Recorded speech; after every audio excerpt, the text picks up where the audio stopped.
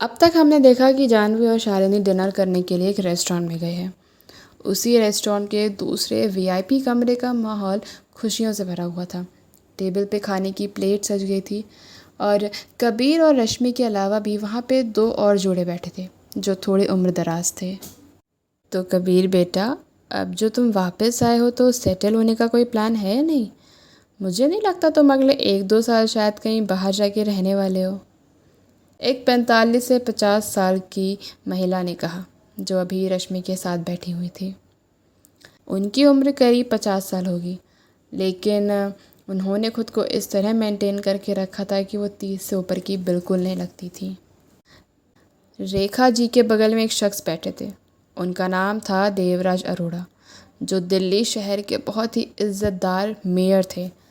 उनके सामने थे कबीर के माता पिता, जानकी मल्होत्रा और शब्बीर मल्होत्रा।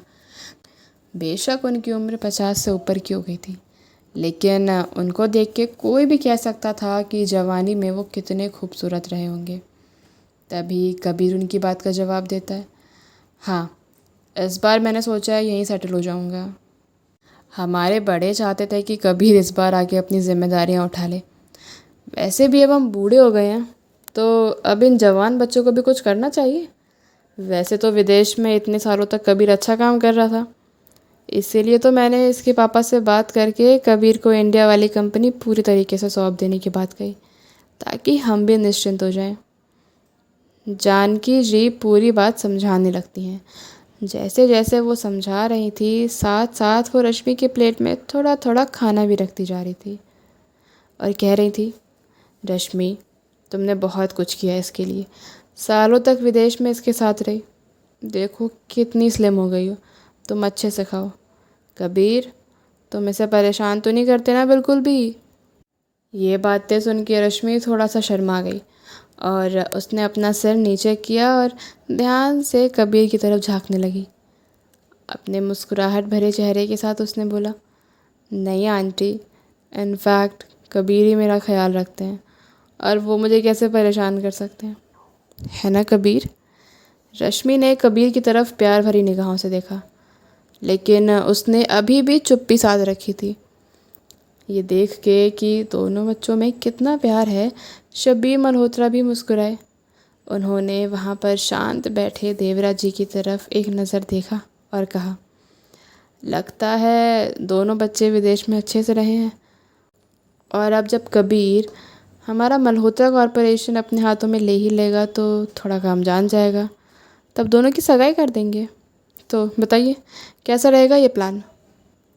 देवराज जी ने अपनी वाइन का ग्लास नीचे रखा और दोनों की तरफ देखने लगे। उनके चेहरे पे पहले थोड़ी सी उदासी थी, फिर थोड़ा शांत होते हुए बोले, हमें तो भाई शादी से कोई एतराज़ नहीं है। बाकी तुम लोग बता दो, तुम लोगों का क्या प्लान है? अगले हफ्ते मेरे डैड का जन्मदिन है, तो जब तुम वहाँ पे आओगे तब हम एंगेजमेंट की बात कर सकते हैं। So how is the plan? अपने फादर की बात सुन के रश्मि का चेहरा और भी ज़्यादा शर्म से लाल हो गया। उसने हल्के से अपने लाल होठों को दबाया और कबीर की तरफ देखने लगी। किसी को भी उस प्लान से कोई दिक्कत नहीं थी और सब ने अपना सिर हाँ में हिला दिया। लेकिन तभी देवराज जी ने अपनी शातिर आंखों से कबीर की तरफ देखा, जो काफ़ी देर से चुपचाप बैठा था। कबीर, तुम्हारा क्या कहना है?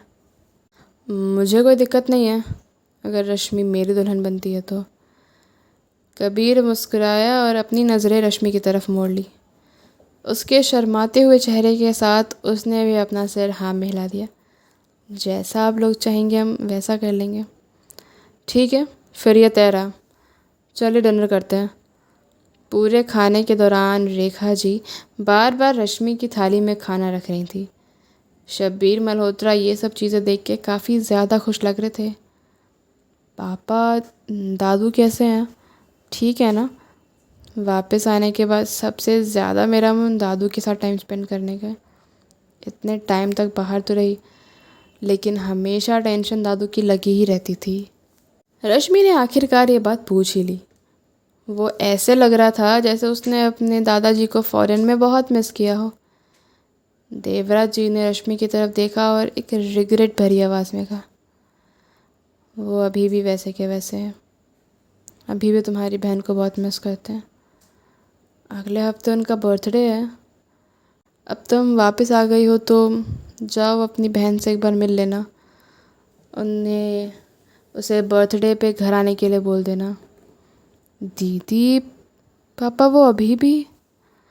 वैसे कबीर और मैं दीदी से एयरपोर्ट पे मिले थे, लेकिन इतना कहकर रश्मि ने अपना सर नीचे कर दिया और अपने होठों को हल्के से दबाने लगी। कोई बात नहीं रश्मि, तुम्हारी बहन की हरकतों की वजह से तुम्हें उदास होने की ज़रूरत नहीं है। मैं जानती हूँ कि तुम्हारे दिल में उसके लिए बहुत प्यार और फिक्र है। रेखा जी ने रश्मि को सांत्वना देते हुए कहा, ये जानवी, इतने सालों में उसने अपनी हदें सच में बहुत पार कर दी हैं। तुम्हें सबके बारे में चिंता लेने की कोई ज़रूरत नहीं है। तुम जाओ और अपना टाइम कबीर के साथ स्पेंड करो। इधर कुछ सालों में दिल्ली में बहुत सारे चेंजेस आए हैं, तो उन्हें जाके एंजॉय करो। जानकी जी को समझ में नहीं आ रहा था कि वो बात को कैसे घुमाए, तो इतना कहते हुए उन्होंने रश्मि और कबीर को एक एडवाइस दी। जानवी का नाम सुन के कबीर की आंखों में भी थोड़े से एक्सप्रेशंस अलग अलग हो गए थे, लेकिन उसने कुछ कहा नहीं, बस हाँ में सर हिला दिया।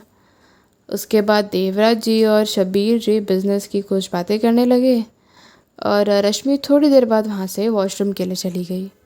वहीं जानवी जो वॉशरूम में थी, उसने अपना चेहरा वहीं धोया और उसके दोनों हाथ उसने शीशे के पास रखे थे। अपने पीले से पड़ चुके चेहरे को ही वो बार बार देखी जा रही थी।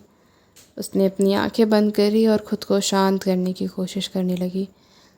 जैसे ही वो वहाँ से जाने वाली थी, तभी उसने शीशे से देखा कि रश्मि भी वहाँ पे एंटर हुई है। ये देख के उसका शरीर कांपने लगा। रश्मि ने भी जानवी को वहाँ पे देख लिया था। वो रास्ते में रुक गई और जानवी के पीछे खड़े होके मुस्कुराने की कोशिश करने लगी। दीदी, मुझे नहीं पता था आप यहीं पर हो। उसकी आवाज़ बहुत ही स्वीट लग रही थी और उस आवाज़ में थोड़ा सा सरप्राइजिंग रिएक्शन भी था, लेकिन वो बातें जानवी के कानों में आग जला रहे थे। ये तो अच्छा हुआ, पापा भी अभी आपकी बात कर रहे थे। बहुत टाइम हो गया, आप वापस क्यों नहीं आती? माँ, पापा, दादू सब आपको बहुत याद करते हैं। अगर ये सब चीज़ें कबीर की वजह से हैं तो मैं आपसे माफ़ी मांगती हूँ दीदी। कबीर और मैं तो बोलूँगी, अब दुखी हो तो मुझे डांटो पीटो, लेकिन दुखी मत रहो। क्या प्लीज़ आप हमें माफ़ कर सकते हो? रश्मि के चेहरे पर दुख था और उसकी आंखें आंसुओं से भरी हुई थी। वो कुछ कहना चाहती थी, लेकिन ऐसा लग रहा था जैसे वो अपनी बात कहने के लिए बहुत हिम्मत जुटा रही हो। वो बात बीते बहुत साल हो चुके हैं। मुझे लगा था अतीत है, समय के साथ सब भूल जाएंगे, लेकिन यहाँ आपकी ये हालत देख के मुझे बहुत तकलीफ़ हो रही है। आपने मुझे पहले कहा था रिश्ता तभी अच्छा होता है जब दो लोगों की उसमें मर्ज़ी हो। किसी के ऊपर अपनी खुशी के लिए हम उसको थोप तो नहीं सकते। सही कहा ना मैंने? रश्मि की बात सुन के जानवी के सीने में दर्द होने लगा था।